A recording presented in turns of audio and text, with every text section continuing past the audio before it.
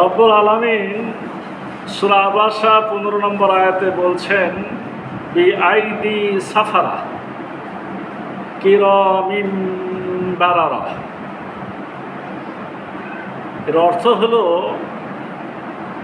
লেখকদের হস্তসমূহের মাধ্যমে আনিত, যারা মহা সম্মানিত অনুগত।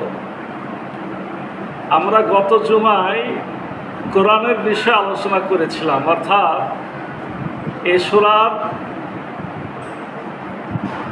আপনার 13 এবং 14 নম্বর আয়াতে যেটি বলা ছিল সেটি ছিল ফি সুহুফিম মুকাররামাহ মারফুআতিম মুতাহহারা। এটা আছে সম্মানিত সহিফা সমূহে, যা সুন্নত সুপবিত্র। অর্থাৎ কোরআনুল কারিমের এই মর্যাদার কথা বলার পরে আজকে আমরা যে আলোচনা করছি সেখানে বলা হলো যে এই সহিফা, এই কিতাব কার মাধ্যমে আনিত? লেখকদের হস্তসমূহের মাধ্যমে আনিত, যারা মহা সম্মানিত অনুগত। অর্থাৎ এই কিতাব তো আছে সম্মানিত সুউচ্চ মর্যাদা সম্পন্ন জায়গাতে, অর্থাৎ লোহে মাহফুজে। আর ওখান থেকে এই দুনিয়াতে আমাদের রাসূল হযরত মুহাম্মদ সাল্লাল্লাহু আলাইহি সাল্লামের কাছে যে ফেরেশতারা পৌঁছিয়ে দিয়েছেন, তারা হলো সম্মানিত এবং তারা হলো অনুগত। কিরামিন বারারা, তারা মহা সম্মানিত এবং তারা অনুগত। আসুন আমরা এই 15 এবং 16 নম্বর আয়াতের আলোচনা একসঙ্গে করি। তাহলে কি বলা হলো? যে লেখকদের হস্তসমূহের মাধ্যমে আনিত, যারা মহা সম্মানিত অনুগত। এখানে ওহী লেখক এবং ওহী আপনার যে ফেরেশতারা নিয়ে এসেছেন সে ফেরেশতাদেরকে বোঝানো হলো। সাফারা এ শব্দটা আমরা জানি যে আপনার সফর, ভ্রমণ, কিন্তু এখানে এই ফেরেশতাদের মর্যাদা বলতে যে সাফারা কেন বলা হয়?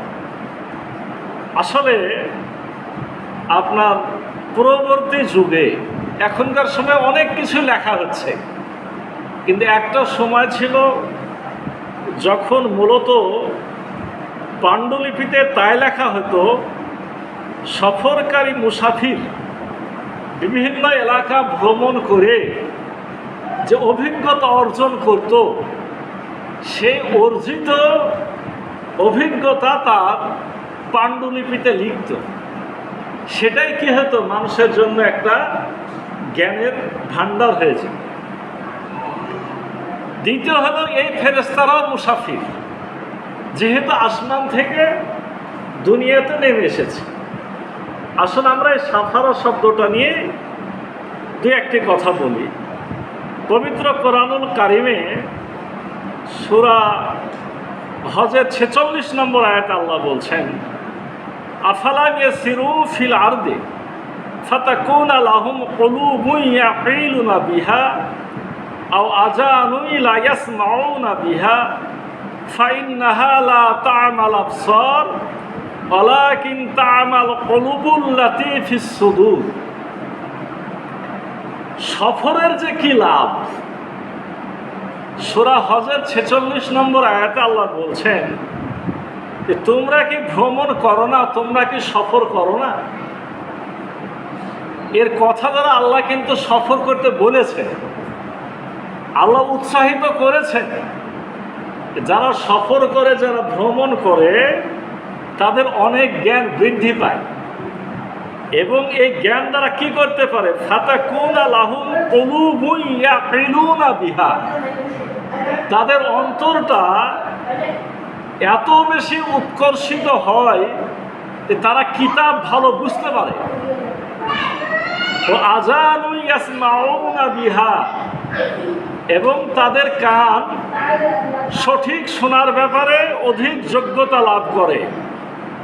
ফাইন্নাহা লা তা'মাল আবসার, আসলে মানুষের চোখ অন্ধ নয়, তাদের চোখ কি আল্লাতী ফিস সুদূর, বরঞ্চ তাদের মনটাই অন্ধ, যা আছে সদরের মধ্যে। শুনুন, আয়াতটি কিন্তু খুবই গুরুত্বপূর্ণ। রব্বুল আলামিন এখানে বোঝাতে চাচ্ছেন, যারা বেশি ভ্রমণ করে তাদের এত জ্ঞান বৃদ্ধি পায় যে জ্ঞানের কারণে আল্লাহর কিতাবটা তাদের বোঝা সহজ হয়ে যায়, এবং তাদের কান সঠিক শোনার ব্যাপারে বেশি যোগ্যতা লাভ করে। অর্থাৎ সফরের হচ্ছে অনেক বড় গুরুত্ব। এখানে ফেরেশতাদেরকে বলা হলো সাফারা, আর কি বলা হলো কিরামিন বারারা। আর তারা কি? তারা হলো মহা সম্মানিত, তারা হলো অনুগত। অর্থাৎ যারা কোরআন বহন করে নিয়ে এসেছে তারা আল্লাহর আনুগত্য স্বীকার করেই কোরআন নিয়ে এসেছে, আল্লাহর নির্দেশ ছাড়া তারা আনতে পারেনি। আর এই কোরআন আনার কারণে তারা সম্মানিত হয়ে গেছে। বিশেষভাবে আমরা জানি ওহীবাহক ফেরেশতা মূল হলো জিবরাইল আমিন, জিবরিল আলাইহিস সালাম। ইনার মর্যাদা সবার উপরে। কারণটা কি? তিনি আল্লাহর কাছ থেকে কিতাব নিয়ে আসতেন, এজন্য তার সম্মানটা এত বেশি বেড়ে গেছে। আমরা জানি যে আমাদের রাসূল হযরত মুহাম্মদ সাল্লাল্লাহু আলাইহি সাল্লামের কাছে পবিত্র কোরআন শরীফ এসেছে, সর্বশেষ সর্বশ্রেষ্ঠ কিতাব। যার কাছে এসেছে তিনি সর্বশ্রেষ্ঠ। তাহলে কোরআন যিনি আনেন আসমান থেকে তিনি শ্রেষ্ঠ, যার কাছে পৌঁছানো হয় তিনি শ্রেষ্ঠ। কোরআন যেদিন নাজিল হয়েছে সে রাতটা শ্রেষ্ঠ, কোরআন যে মাসে এসেছে সেই মাসটা শ্রেষ্ঠ। অর্থাৎ কোরআন যারা ধারণ করে, কোরআন যারা বহন করে, তারা সবাই হয়ে যায় শ্রেষ্ঠ। তাহলে আমাদেরকে কি করতে হবে? কোরআন বহনকারী হতে হবে। কোরআন বহনকারী কারা? কোরআন বহনকারী হচ্ছে হাফেজগণ, কোরআন বহনকারী হচ্ছেন আলেমগণ। এরা হলো মর্যাদাবান, এরা হলো সম্মানিত, এবং এরা কিরাম বারারা, সম্মানিত ফেরেশতাদের সাথেই থাকবে যদি তারা কোরআন অনুযায়ী সত্যিকার অর্থে আমল করে।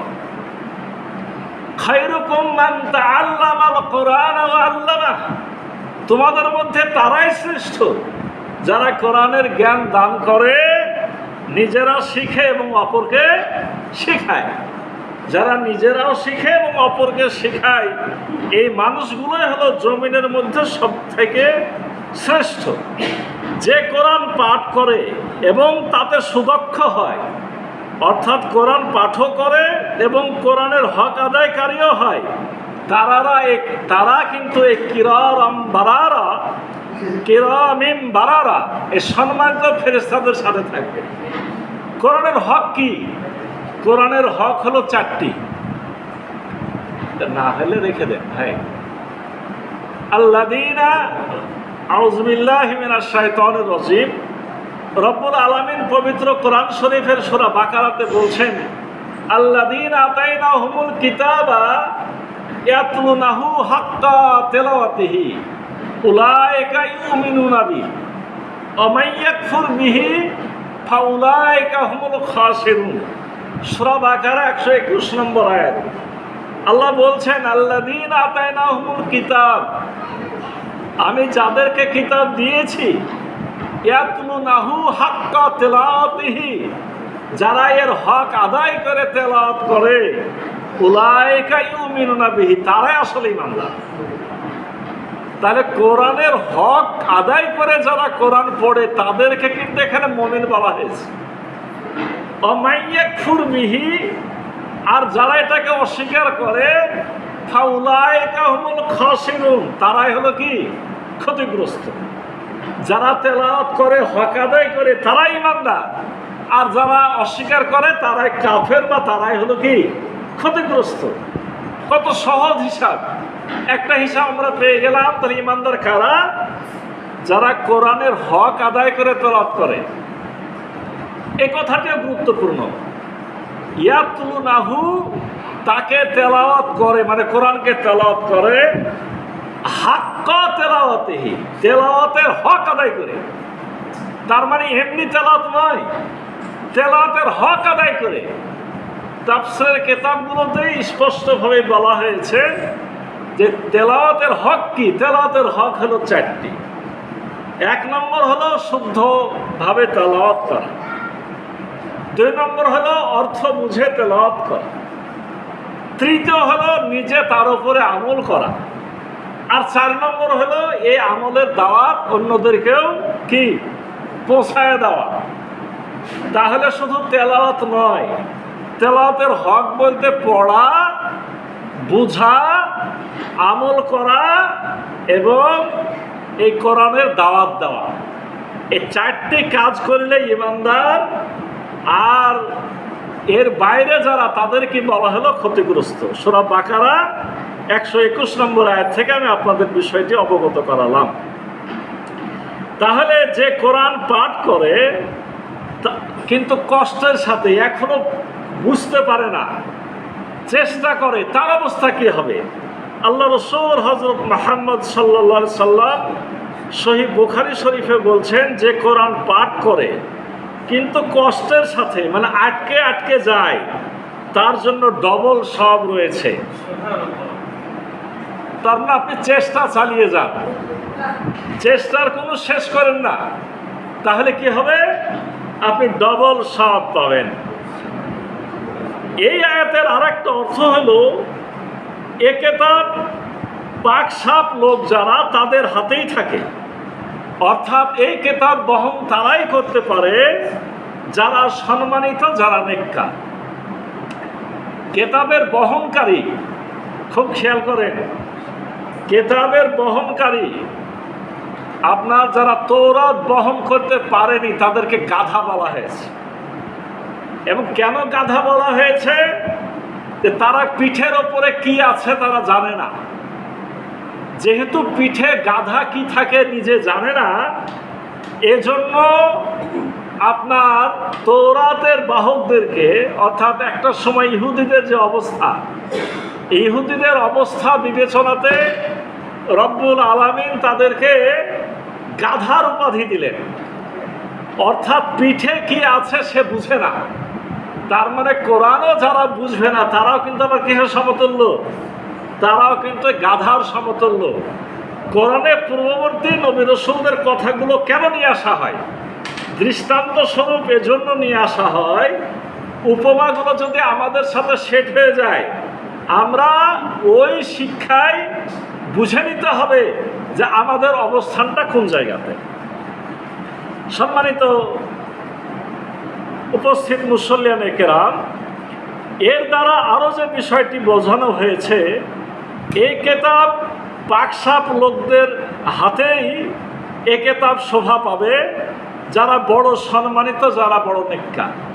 এখানে বাহক যারা, যারা বাহক, তাদেরকে সম্মানিত বলা হয়েছে, তাদেরকে পরহেজগার বলা হয়েছে, তাদেরকে বড় মর্যাদাবান বলা হয়েছে। এখন কথা হলো, এই জায়গার যখন আমরা আলোচনা করি, এই জায়গা থেকে আমাদের কাছে একটা ভুল মেসেজ আছে। সে মেসেজটা কি? যে একেবারে আপনার কোরআনটা ছোঁয়াই যাবে না। আচ্ছা, কোরআনটা ছোঁয়াই যদি না যাবে, তাহলে সৌদি থেকে শুরু করে আরব আমিরাত, মধ্যপ্রাচ্যের অনেক দেশ, তারা যখনই বিদেশিদেরকে পায়, তারা হিন্দু কি খ্রিস্টান দেখতে চায় না, তারা কিন্তু কোরআন কি করে? তাদের কাছে দেয়। কেন দেয়? যে ভাই এটা নিয়ে যান, বুঝার চেষ্টা করেন। মানে এই জায়গাতে আমাদের একটা শিক্ষা আছে, হলো এই, আসলে বাহক এক জিনিস, আর এমনি কোরআন পড়াটা কিন্তু আর এক জিনিস। আপনি তো পড়ার জন্য দাওয়াত দিতেই পারেন, কাফের মুশরিককে দাওয়াত দিতে পারেন। যদি আপনার ক্লোজ থাকে, তাকে হয়তো বলবেন ভাই ওযু গোসল করে ছিল। কিন্তু যদি ক্লোজ না থাকে, সে যদি কিতাব পড়ে জ্ঞান অর্জন করতে চায়, আপনি আমি কি নিষেধ করতে পারবো? এখানে মূলত বাহকদের কথা বলা হয়েছে, তাদের মর্যাদা কত বেশি। এবং আমি দুই ধরনের বাহকের কথা বললাম। একটা বাহক হলো আসমান থেকে যে ফেরেশতারা কোরআনটা নিয়ে এসেছেন তারা হলো সাফারিন বালারা, আপনার বিআইদি সাফারাতিন কিরামিন বালারা। ওই ফেরেশতারা হলো কিরামিন বালারা, সম্মানিত অনুগত, আর হলো যারা কোরআনের ধারক বাহক তারাও হলো সম্মানিত এবং অনুগত।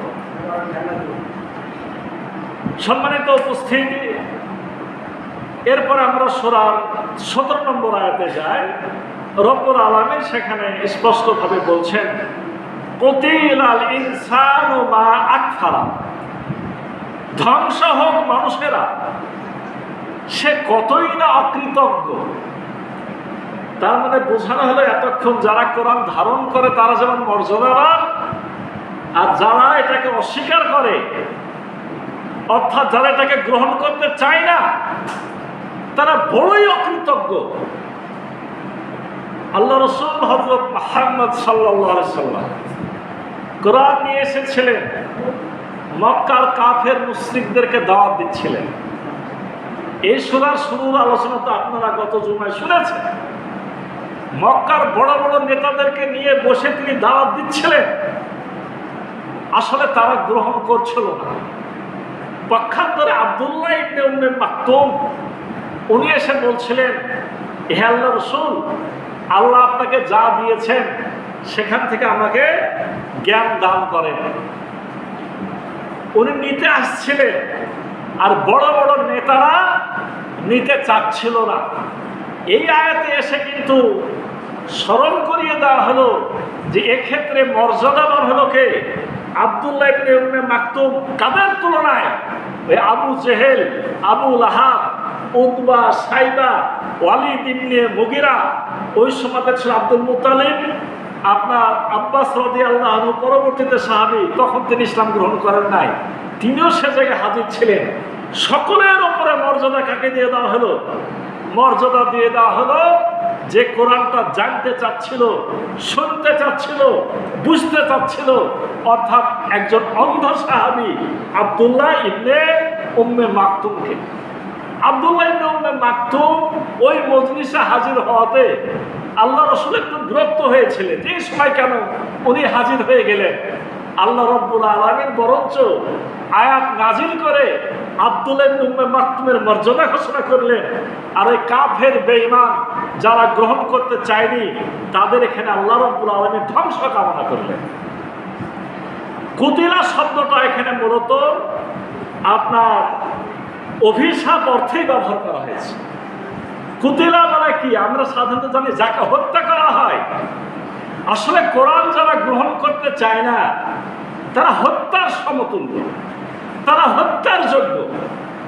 কিন্তু দুনিয়াতে সে শাস্তি তো সব জায়গায় তারা পাবে না।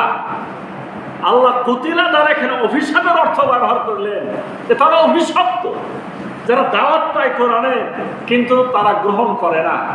তারা আসুক আমার কাছে, আমি তাদের পাওনা সঠিকভাবে বুঝিয়ে দিব।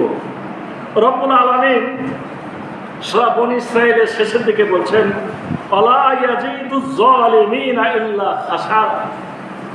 ওই জালেমরা অবশ্যই ক্ষতিগ্রস্ত। যে জালেমরা কোরআনকে গ্রহণ করবে না তারা অবশ্যই ক্ষতিগ্রস্ত। আর এখানে আকফারা শব্দটা মূলত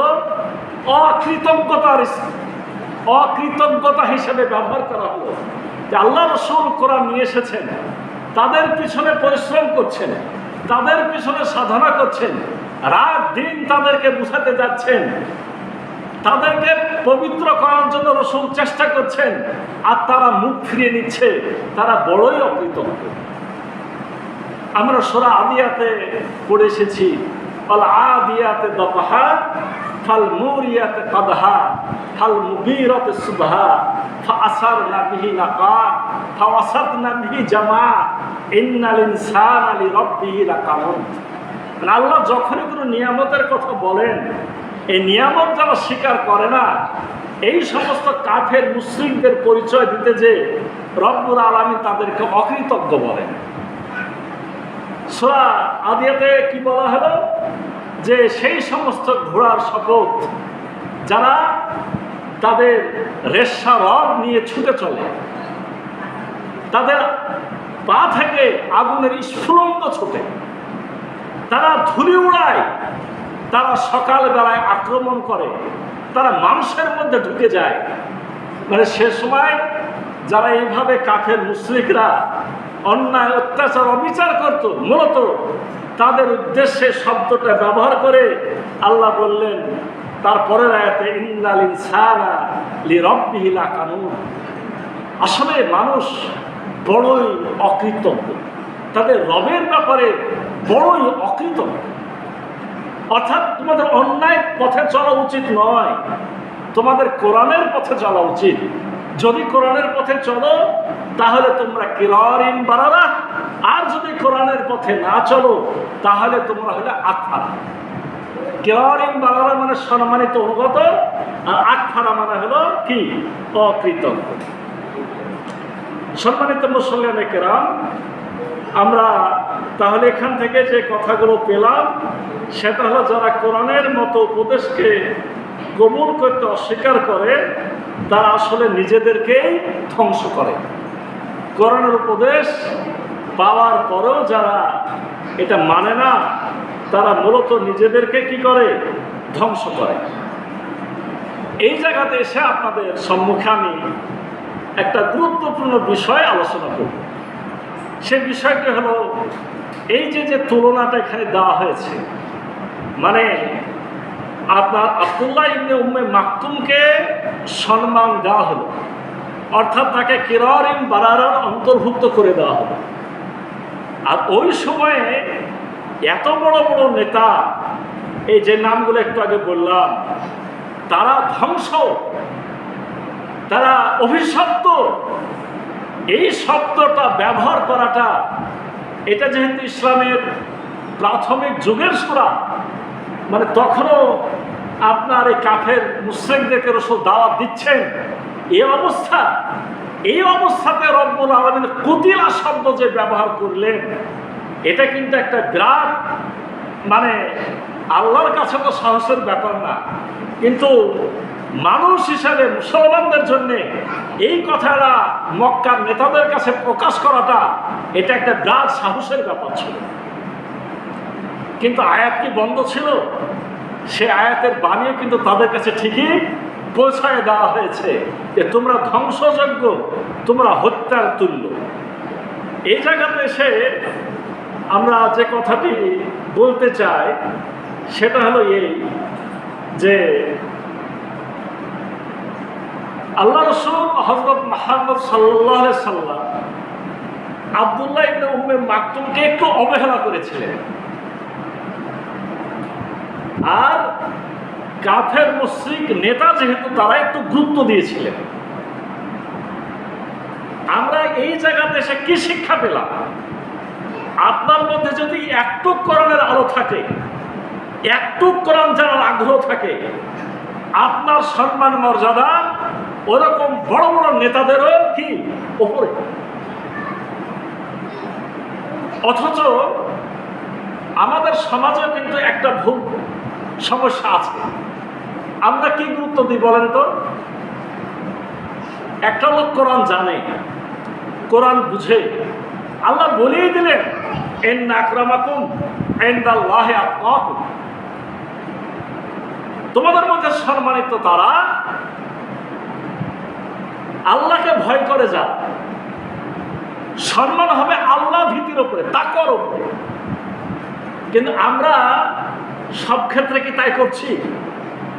স্বয়ং মসজিদের বিভিন্ন জায়গায়, আপনাদের কথা বলছি না, সভাপতি সেক্রেটারিও ডেকে আনা হয় এমন জনকে নামাজই পড়ে না। একটা লোক মারা গেছে, নাম বলবো না, আমাদের বায়া এলাকার বড় এক মসজিদেরই ঘটনা। একজন আমার সামনে সে সাক্ষী দিচ্ছে, ভাই কি বলবো, একেবারে বাথরুমে গেল, পেশাব ফিরলো, পানিও দিল না, যেহেতু মসজিদের সভাপতি, ওই অবস্থা আবার মসজিদে ঢুকে সভাপতিত্ব করছে। এই অবস্থা এখন অনেক চেঞ্জ হয়েছে আলহামদুলিল্লাহ, কিন্তু এরকম ঘটনা এখন অনেক জায়গাতে অহরহ চলছে। একটু নিজের টাকা পয়সা হয়েছে, একটু দাম হয়েছে, একটা লোক নামাজি, পরহেজগার, আল্লাহকে ভয় করে, এজন্য হয়তো মনে করে যে আপনি টাকাওয়ালা, তারপরও আপনাকে সম্মান না করে, টাকা নাই তাও আরেকজনকে আমি সম্মান করছি। তো আমাকে বোঝানো হচ্ছে, ধরো আমি মনে করেন যে ভাইটি কোরআন জানে বোঝে তাকে সম্মান করছি, ওই টাকাওয়ালার তুলনাতে আমাকে বোঝানো হচ্ছে যে ভাই ও ফকিন্নের বাচ্চা। মানে মনে করো যে তাকে একটা দায়িত্ব দেওয়া হচ্ছে, কোন অর্থে তার মধ্যে কোরআন আছে, তখন আমাকে শেখানো হচ্ছে বাবা তো ফকিন্নের বাচ্চা। কে শব্দ এখন আছে না নাই? আছে কি নাই? এই জায়গাতে একটা জিনিস খেয়াল করতে হবে, এটার নাম হচ্ছে বস্তুবাদী চিন্তা চেতনা। মানে যার বস্তু বেশি, যার অর্থ বেশি, যার টাকা বেশি, তার সম্মান বেশি। এই জিনিসটা কিন্তু এই মুহূর্তে আপনাদেরকে বলছি, আমাদের মধ্যে 90% এটাই কি প্রতিষ্ঠিত, ঠিক না ঠিক? এই জায়গাতে এসে আমরা এই তুলনাটা করতে চাই। রব্বুল আলামিন আমাদের যেটা বুঝাতে চাইলেন, সে বুঝতে আমাদের ভালো করে গ্রহণ করে নিতে হবে। সেটা হলো বস্তুবাদী চিন্তা চেতনাতে নয়, বরঞ্চ ঈমান, আমল, তাকওয়া, কোরআন, এর ভিত্তিতে আমাদের সমাজে সকল স্তরে মর্যাদা, সকল স্তরে মানে সম্মান, প্রতিপত্তি, তাদেরকে আনুগত্য করা, এই প্র্যাকটিস আমাদের করতে হবে। খেয়াল করেন, ওই নেতাদের মধ্যে একজন ছিল ওয়ালিদ বিন মুগিরা। ওয়ালিদ বিন মুগিরার ব্যাপারে ওই কাফের মুশরিকরা তুলনা করতে আল্লাহ রসুলকে। আসলে আপনাদের এর আগে বারবার বলেছি, মক্কার কাফেররা ওরা আসলে মূলত মুশরিক। মুশরিক মানে আল্লাহর সাথে যারা শিরক করে, তারা আল্লাহকে চিনত, এমনকি মূল যারা নেতা সবাই রসুলকেও চিনত। আল্লাহকে জানতো যে এই কি বাইতুল্লাহ, এটা আল্লাহর ঘর, তাহলে আল্লাহকে চিনত। আবার কি এটা যে রসুল, এটা যে শেষ নবী, তাদের কাছে এই দাওয়াতটা খালি পৌঁছায়নি, তারা বিশ্বাসও করত। তারাও মানতে পারেনি এই বস্তুবাদী চিন্তা চেতনার কারণে।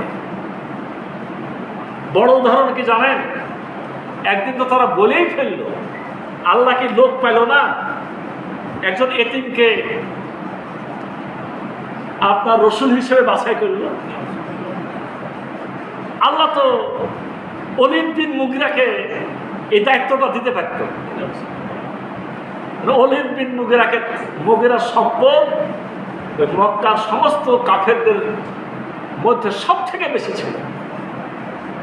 বলা হচ্ছে যে মক্কা থেকে তায়েফের মাঝখানের অধিকাংশ জমি ছিল ওয়ালিদ বিন মুগিরা। তাদের কথা যে নেতা যখন করতেই হবে, রসুল যখন বানাইতেই হবে, আমাদের ওপরে যখন কর্তা আল্লাহ দিবেনি, ওয়ালিদ বিন মুগিরাকেই দিত। তাহলে আমরা এখান থেকে একটা বড় উদাহরণ পেয়ে গেলাম। ঠিক আরেকদিকে আল্লাহ রসুল হযরত মুহাম্মদ সাল্লাল্লাহু আলাইহি সাল্লাম, আল্লাহ রাব্বুল আলামিন আব্দুল্লাহ ইবনে উম্মে মাকতুমের কথা মনে করিয়ে দিয়ে রসুলকে একটা কথা বুঝাই দিলেন। সেটি কি? যে দেখো, তুমি আমার পক্ষ থেকে রসুল, তুমিও সম্মান দিবে কাকে? তুমিও সম্মান দিবে যারা কোরআনকে গ্রহণ করতে আসবে তাদের। আব্দুল্লাহ ইবনে উম্মে মাকতুমকে আল্লাহ রসুল কেমন সম্মান দিতেন আমরা এর আগে আলোচনা করেছি। সম্মানিত মুসল্লিয়ানে কেরাম, এই বিষয়ে আমি আরও যে কথাগুলো আপনাদের সম্মুখে বলতে চাই, সেটা হলো যে আল্লাহ রসুল হযরত মুহাম্মদ সাল্লাল্লাহু আলাইহি সাল্লাম তিনি বন্ধু হিসাবে গ্রহণ করেছিলেন। এই আল্লাহ রসুলের ওপরে আবাসা নাজিল হওয়ার পরে আল্লাহ রসুল দেখা গেছে এরপর থেকে আব্দুল্লাহ ইবনে উম্মে মাকতুমকে শুধু সম্মান দিতেন না, তিনি বন্ধু হিসেবে গ্রহণ করেছেন গরিব মিসকিনদেরকে। আল্লাহ রসুলের প্রিয়তম বন্ধুদের মধ্যে যারা ছিল তাদের মধ্যে ছিল বিলাল, শাহিদ, খাব্বাব, যারা সবাই কৃতদাস শ্রেণীর। আল্লাহ রসুলের একান্ত লোক ছিল তারা।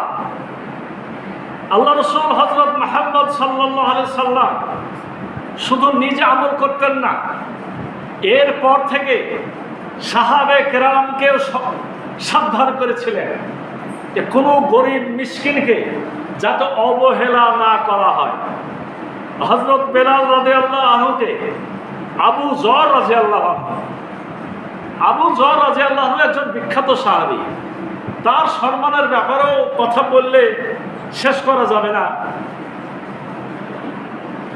আমার কাছে আজকে একটা বই আছে, আবু যর রাদিয়াল্লাহু আনহু একটা হাদিস নিয়ে গোটা বইটি লেখা। আবু যর রাদিয়াল্লাহু আনহুকে আল্লাহ রাসূল সাল্লাল্লাহু আলাইহি সাল্লাম 7টা উপদেশ দিয়েছিলেন। আমি এই গরিবদের ক্ষেত্রে 2টা এখানে বলি। আর আবি জারির ক্বালা আমারানি খলিলি সাল্লাল্লাহু আলাইহি সাল্লাম বিসাবিন। আবু যর রাদিয়াল্লাহু আনহু বলছেন, আমার বন্ধু খলিলি, কাকে বলছেন? আমাদের রসুলকে।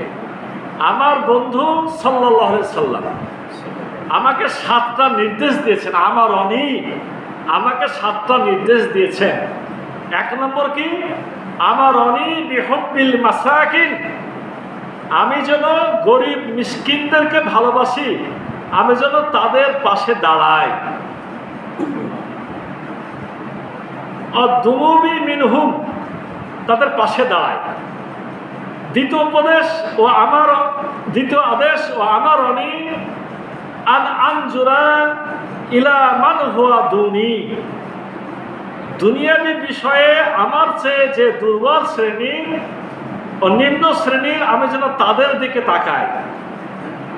আলা আনজুরা মান হুয়া ফাওকি, আর যারা উচ্চ বিত্তশালী তাদের দিকে যেন আমি না তাকাই। খেয়াল করলে যে আল্লাহ রসুল হযরত মুহাম্মদ সাল্লাল্লাহু আলাইহি সাল্লাম আবু যর রাদিয়াল্লাহু আনহুকে 7টা উপদেশ দিয়েছিলেন।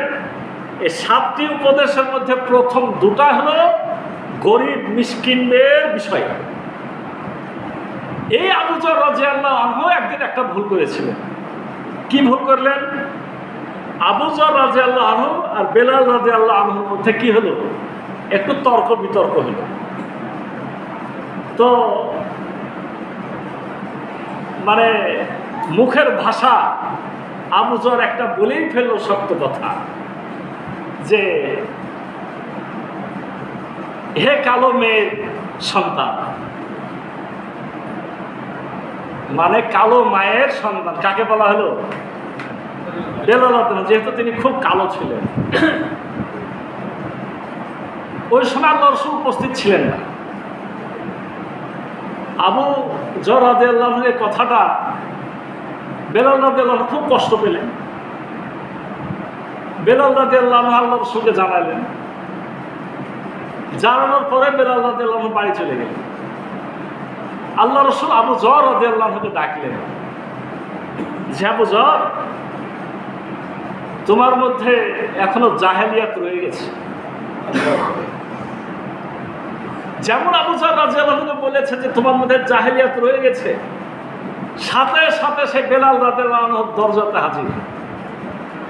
বেলাল রাদিয়াল্লাহু আনহু যেমন দরজা খুলেছে, বেলাল রাদিয়াল্লাহু পায়ের কাছে শুয়ে গেছে। কে? আবু যর রাদিয়াল্লাহু আনহু। মানে তার কথা যে আমার মধ্যে জাহেলিয়াত আছে, এই জাহেলিয়াত আমি আজকে দূর করব। কিভাবে দূর করতে হবে? বেলাল রাদিয়াল্লাহু আনহুকে আমার উপরে সম্মান দিতে হবে। সে সময়ে শোয়ার একটা পদ্ধতি ছিল যে চোয়ালকে মাটির সাথে লাগায় ঘষতে হবে কারোর সামনে, যে তাহলে বোঝা যাবে যে সে তার কাছে পরিপূর্ণ নতি স্বীকার করেছে। সেই একেবারে মাটির মধ্যে সেভাবে গড়াগড়ি শুরু করলো। আর বেলাল রাদিয়াল্লাহু আনহুকে বলছে, আমার গর্দানের উপরে যতক্ষণ তুমি পা তুলে না দিচ্ছ, আমি কিন্তু এখান থেকে খাওয়া হবো না। সাহাবায়ে কেরাম ভুল করতেন, কিন্তু কিভাবে নিজেদের শুধরায় নিতেন বুঝতে পেরেছেন? ভুল তো হবে না শুধু নবীরা শুধরে, সাহাবায়ে কেরামের ভুল হতে পারে, কিন্তু তারা যখনই উপদেশ পেতেন রসুলের কাছে, তারা কেমন চেষ্টা এবং পেরেশানির মধ্যে যেতেন। বলছেন যে হে বেলাল, তুমি যতক্ষণ আমার গর্দানের উপরে পা না তুলে দিচ্ছ আমি ততক্ষণ এখান থেকে আমি যাচ্ছি না। মানে তুমি আমার গর্দানে পা তুললে তাহলে আমি বুঝবো যে আমার জাহেলিয়াতটা দূর হয়েছে। বেলাল রাদিয়াল্লাহু আনহু টেনে তাকে খাড়া করলেন, বুকের সাথে জড়ে কাঁদতে লাগলেন, যা বুঝো এরকম ভুল তো হতেই পারে, আল্লাহ আমাদের উভয়কে মাফ করুন। আমি কথাগুলো এজন্য বলছি যে আমাদের মধ্যেও এই ভুলগুলা কি ভুলগুলা আছে, এগুলো আমাদের দূর করতে হবে। আল্লাহ রাসূল হযরত মুহাম্মদ সাল্লাল্লাহু আলাইহি সাল্লাম মদিনায় যাওয়ার পরে হামজা রাদিয়াল্লাহু আনহু, খেয়াল করেন আল্লাহ রাসূলের চাচা, কত সম্মান, ভ্রাতৃত্ব বন্ধনে আবদ্ধ করলেন কাকে? জায়েদকে। তো জায়েদ রাদিয়াল্লাহু আনহু কৃতদাস না? তাহলে কৃতদাসকে মানে ভাইয়ের বন্ধনে আবদ্ধ করছেন নিজের চাচার সাথে। আল্লাহ রাসূল হযরত মুহাম্মদ সাল্লাল্লাহু আলাইহি সাল্লাম এই জায়েদ রাদিয়াল্লাহু আনহু যিনি কৃতদাস ছিলেন তার সাথে নিজের ফুফাতো বোন জয়নাব রাদিয়াল্লাহু আনহা বিয়ে দিয়েছিলেন, শুধু এই উঁচু নিচু এই ভেদাভেদটাকে কি করার জন্যে? উচ্ছেদ করার জন্য। আল্লাহ রাসূল হযরত মুহাম্মদ সাল্লাল্লাহু আলাইহি সাল্লাম তার একজন সাহাবী ছিলেন যার নাম হুযায়ফা। এই হুযায়ফা রাদিয়াল্লাহু আনহুকে বলা হয় শিয়ারুস সাহাবা। আল্লাহ রাসূলের অনেক গোপন বিষয় তিনি অবগত ছিলেন। আল্লাহ রাসূল হযরত মুহাম্মদ সাল্লাল্লাহু আলাইহি সাল্লাম মক্কার আমরা মুনাফিকের নাম কয়টা জানি? মাত্র কয়েকটার নাম জানি। এই মুহূর্তে আমরা জানি একটাই, আব্দুল্লাহ বিন উবাই, আর কারোর নাম কিন্তু জানি না এই মদিনায়। কিন্তু মূলত মুনাফিক ছিল ৭৭ জন। এই নামগুলো কে জানতেন? হুযায়ফা রাদিয়াল্লাহু আনহু জানতেন। উমর রাদিয়াল্লাহু আনহুর মতো মানুষ মাঝে মধ্যে হুযায়ফা রাদিয়াল্লাহু আনহুকে দেখে বলতেন, হে হুযায়ফা, আল্লাহর কসম দিয়ে বলছি তুমি একটু আমাকে জানায় দাও ওই তালিকাতে আমার নামটা আছে না নাই। তারা ঈমানের ব্যাপারে কেমন পাগল ছিলেন। এই হুযায়ফা রাদিয়াল্লাহু আনহু কথা কেন বললাম? যে উমর ইবনুল খাত্তাব রাদিয়াল্লাহু আনহু, উমর ইবনুল খাত্তাব রাদিয়াল্লাহু আনহু যখন বিছানাগত, ও যে তাকে ফজরের সময়তে মেহরাবের মধ্যেই ইহুদি চর আপনার এসে ছোড়া মেরেছিল ফজরের সালাতের সময়, তাতে তিনি শহীদ হয়েছিলেন। তো শহীদ হওয়ার আগে তিনি ২-৩ দিন বেঁচে ছিলেন। তখন তার কাছে লোকের আসলো যে আবু বকর রাদিয়াল্লাহু আনহু তো সরাসরি আপনার নাম বলে গেছিলেন, আল্লাহ রাসূল কাউরির নাম বলে যায় নাই, আমরা মিটিং করে সিদ্ধান্ত নিয়ে আবু বকর রাদিয়াল্লাহু আনহুকে খলিফা বানিয়েছিলাম, আর আবু বকর রাদিয়াল্লাহু আনহু সরাসরি আপনার নাম বলে গেছিলেন। তা আপনার পরে আমরা কাকে খলিফা বানাবো? যদি আপনি বলে যেতেন আমাদের জন্য খুব কি হতো, ভালো হতো। উমর ইবনে খাত্তাব রাদিয়াল্লাহু আনহু কি বলেছিলেন জানেন? যে আজকে যদি হুযায়ফা কৃতদাস সালেম বেঁচে থাকতো তাহলে আমি বলতাম যে তাকেই তোমরা খলিফাতুল মুসলিমিন বানায় নাও। হুযায়ফা রাদিয়াল্লাহু আনহু একজন কৃতদাস, তার নাম সালেম, যিনি অনেক আগে মারা গেছেন। আজ যদি বেঁচে থাকতো তাকে আমি বলতাম যে তোমরা তাকে খলিফা বানিয়ে নাও। উমর রাদিয়াল্লাহু আনহু কারোর নাম বলে যান নাই, তিনি ৬ জনের একটা বডি বানিয়ে গেছিলেন। এই ৬ জনকে দায়িত্ব দিচ্ছিলেন সালিশ।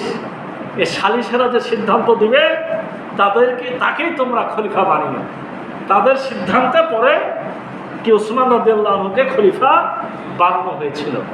কিন্তু শুধুমাত্র আমরা আজকে এই পর্যন্ত আলোচনা কেন করলাম? যে ইসলামের কাছে কোনো কৃতদাস, কোনো কালো মানুষ কোনো দরিদ্র লোক এই বলে কোনো অবহেলা পাওয়ার যোগ্য নয়। ইসলামের কাছে সম্মান মর্যাদা হলো কোরআনের ভিত্তিতে। কোরআন কারা মানে, আনুগত্য কোরআন মানে এবং তার কোরআনে আনুগত্য করে, যার মধ্যে তাকওয়া বেশি, সে হবে সম্মানিত। আর যেটাকে মানে না, সেই হলো কাফের, সেই হলো ক্ষতিগ্রস্ত। এই বিষয়ের আলোচনা আমার কিন্তু বাকি থাকলো। কতটুকু আলোচনা হলো, এর আলোকে রব্বুল আলামিন রব্বুল আলামিনের কাছ থেকে মূলত আমরা একটাই মূল শিক্ষা, যে আমাদেরকে কোরআনের ধারক বাহক হতে হবে। এই চেষ্টার ক্ষেত্রে আপনি গরিব না মিসকিন, না আপনি ধনী, এই বিবেচনা আল্লাহ করেন না, আমরাও যেন না করি। আল্লাহ আমাদের এই শিক্ষাটা কমপক্ষে গ্রহণের তৌফিক দান করুন। সকলে মিলিয়ে আল্লাহ আমিন। বারাকাল্লাহ।